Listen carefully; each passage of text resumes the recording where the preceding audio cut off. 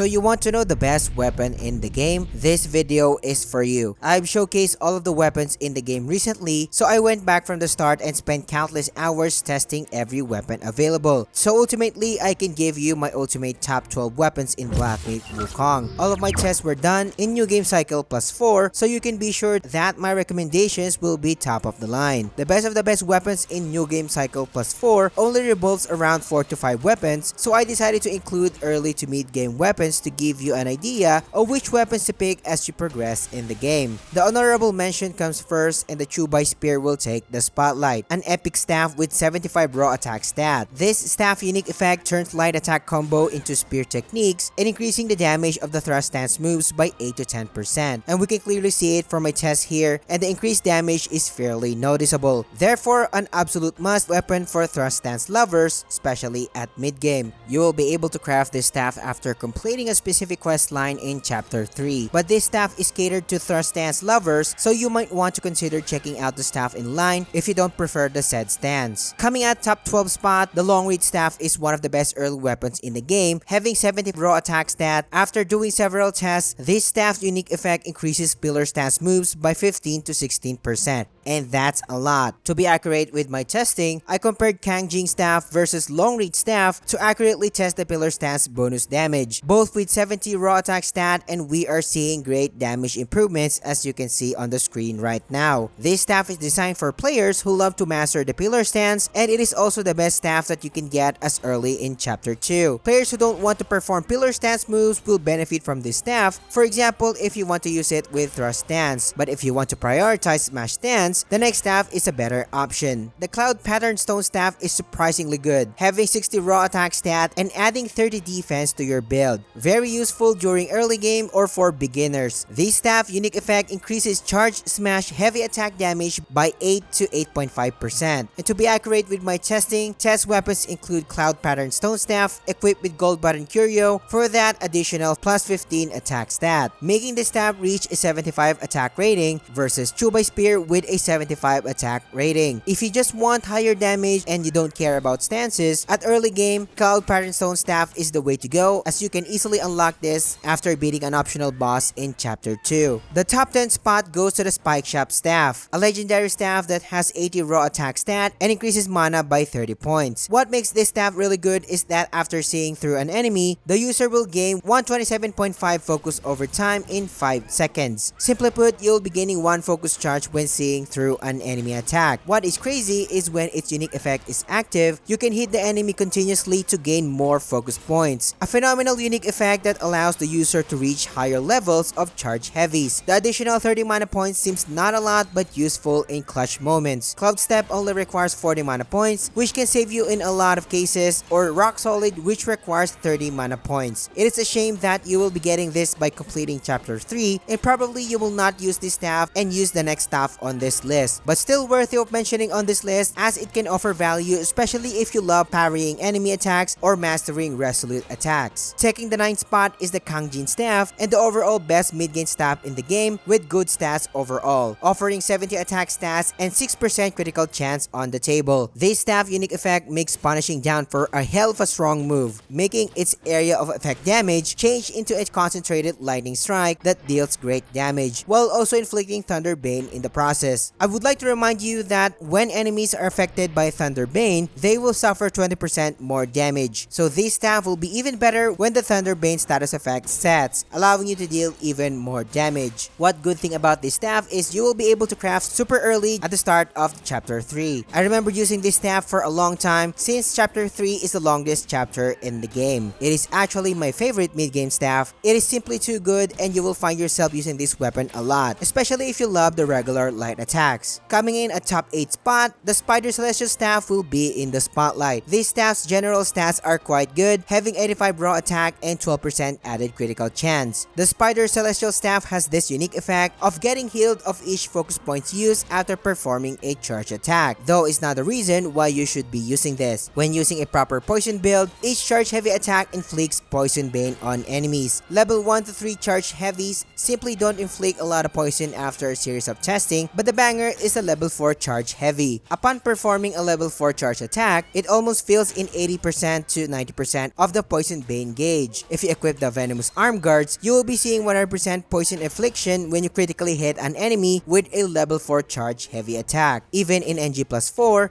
you can see that this staff deals a decent amount of burst damage because of the poison damage over time and frequent critical strikes. You will be unlocking this staff in chapter 4 and you can't miss it. So you will have a decent time with it if you wish to experiment with poison builds. The list goes spicier from here and the Bishui staff will take the top 7 spot. You would want this staff because of its phenomenal flat stats. The 105 attack stat can decently deal moderate to great damage while giving you an additional 10% critical chance, which can potentially lead to higher damage. With the right setup, critical chance can go up to 49%, and this is during your first playthrough. But the main issue here is you'll be getting this staff way late in the game in chapter 5. So if you are going to use it, you will possibly have little time with it and you will probably stick to the next staff on this list. If this guide is providing you value so far, subscribing to the channel, liking the video, and engaging in the comments helps me a lot and I appreciate your support. The Golden Long Staff is one of the popular staff in the game because of its unique effect, which increases pillar stance damage by 15 to 16% while having 108 raw attack stat. The Vishui staff, which has 105 raw attack stat, is a closer staff to compare when testing the pillar stance damage, and we are seeing 15 to 16% damage as mentioned, which is noticeable. But what is good about this staff is it can inflict full stack of Thunderbane status in a single level 4 charge attack, similar to how Spider Celestial staff works but with Thunder element instead. And remember, when enemies are affected with Thunderbane, enemies will suffer 20% more damage, so this staff will hit like an absolute truck. There is no doubt that this staff is great, however, once again, it is locked behind pillar stance, and if you want to master the said stance, you will find this staff valuable and a must use. The Tri-Point Double-Edged Spear will take the top 5 spot, and you might be wondering why it is not high on the list, given that it is one of the most hardest weapon to unlock in this game. A Mythic Spear and its actual stats are phenomenal by having 135 raw attack stat and 6% critical chance. Like the Chubay Spear, it changes your normal attack combos to spear techniques, but what good about its unique ability is making forceful thrust better by combining it with countless sword summons that serves as an added damage. The description mentions that it boosts the damage by 15%, but after multiple tests, for sure it's more than that. Though it's hard to know the exact percentage since the animation is too fast and the swords can actually crit per hit, which is huge. Jingu Bang is the best staff to compare this staff with, as both have the same flat stats, and when performing the same moveset, it's clear to see that the damage difference when doing forceful thrust is a lot. But when it comes to level 4 charge attacks, we can easily see that the bonus damage this staff provides when performing thrust movesets is 9 to 10%. Although it is a good spear, it is obviously made for people who love to use thrust stance. However, even if you want to focus on thrust stance alone, I find the other late game staff a better option. For example, the Fuban staff, since it has an insane raw critical chance, you'll be dealing way higher damage in the long run. Plus, the spine that shoots after every charge attack deals additional damage, and it does crit as well. The Dark Iron staff on the other hand will surely deal more damage since you will have natural higher defense stat in NG+4. While the Tri-Point Spear damage boost for its special animation and thrust stance moves are great, but I see this weapon as not an overpowered one and more of a balanced weapon. This spear is only useful if you love spamming its special animation. However, if you want to optimize your damage, doing a level 3 or 4 charge heavy attacks is still the way to go. I was hoping for some crazy buff or big damage, but to be honest, I find it just a trophy weapon to show off after beating the hardest boss in the game, which is a little disappointing to be honest. The Stormflash Long Staff is actually a great mythic weapon, but with a big caveat. This staff has the highest raw attack rating in the game, having 140 raw attack stat and has a 9% critical chance with it. Very good raw stats in general. This staff unique effect inflicts Thunderbane on yourself when you are manually charging the staff when performing charge heavy attacks. When you are on shock state, the staff will have this added spark animation which deals additional damage on top of your normal hits. And this applies to level 4 charge heavy attacks as well, making it even stronger. On top of that, you'll be inflicting Thunderbane status ailment on enemies, so that is another potentially 20% damage boost. Because of its bonus attack damage, it deals the second highest amount of damage compared to the Dark Iron staff. Yes, it beats the Jingu Bang and Fuban staff in terms of possible raw damage damage output because of its unique properties and Thunder Bane bonus. If you want to take it on the next level, wearing the Yaksha set will increase the staff damage by 25%, but only do this if you are confident in the game, as you can be dead with just one enemy attack because of the minus 30% damage reduction of the Yaksha set provides and the plus 20% damage received when in shock state. It is no doubt that this staff is a powerhouse, however, making it work will force the user to remove Bane resistance in the skill tree to make your character easier to debuff and also retain the shock state. I simply don't understand why Game Science made it this way. The same applies to poison builds. Not everyone would love to have a glass cannon build, but players like me who are looking for a thrill may want to check this staff out. One potential issue with this staff is you can only access this in New Game Plus, and yes, it is much stronger compared to the tri-point spear when you use thrust stance. Time for the big three, and coming our way, the Jingu Bang will take the top 3 spot. The Jingu Bang is another mythic staff with great raw stats, having a 135 attack rating and 6% critical chance. But what makes this staff so good is its unique effect, which retains focus points gains above level 3 and does not decay over time. Because of this, performing level 4 charge heavy attacks will be easier than ever. Whether you find the decaying focus feature good or not, since it encourages players to be aggressive and use the charge immediately, this unique effect will remove that feature and give you the peace of mind instead, and we all know how devastating level 4 charge attack can be, and you will have constant access to it. The Jingu Bang is widely used in one-shot or burst setups, mainly including the Pilgrim set. Thanks to this deadly combination, it is easier to pull off a one-shot tactic or even burst down bosses in higher NG cycles. But if you are not into this kind of setup and you want to play normally, I believe that the Jingu Bang will have a little use for you, unless you really want to have a really access to level 4 charge attack or you want to access Wukong stance. Nonetheless, it is a very good staff, useful for the mentioned setups, and can even provide more value when farming certain materials in the game. Coming in hot in top 2 spot is the Adept Spine Shooting Fuban Staff. This staff has phenomenal stats, giving you 120 raw attack stat and a whopping 25% critical chance, which is one of its greatest feats. The Fuban Staff unique effect heals the user after spending focus points when performing charge heavy attacks, and it is pretty useless in my opinion. But the banger is it shoots scattering spines when performing charge attack that can hit multiple enemies. This effect is not only good with multiple enemies but very effective on bosses as well. The extra damage from the spine can crit as well, dealing great damage on single targets. Its raw damage output will be lower when compared to the other late game staff. However, because of its high base critical chance, it is easy to reach an 80% critical rate and even 100% critical chance in tailored setup, making this staff simply a powerhouse by dealing frequent critical hits. Not only that, the best builds in the game revolve around dealing critical strikes, so you'll be seeing this staff a lot in late games. Like for example, when using the optimal Spellbinder Poison build, since inflicting Poison Bane will require critical strikes, or when using one of the strongest builds in the game, which is the Spirit Spam build. Critical strikes will allow you to generate chi effortlessly and have constant access to vessels and spirits. But like the Stormflash Longstaff, players will only have access to this weapon in New Game Plus. It is time for what I see the best staff in the game, the Dark Iron Staff. This staff may not seem appealing stat-wise, providing 110 raw attack stat with no bonus critical chance, but adds 5 burn and chill resistance. What makes it special is its unique ability to scale on the user's total defense and basically adds 0.15 attack per defense point. When playing in higher no game cycles,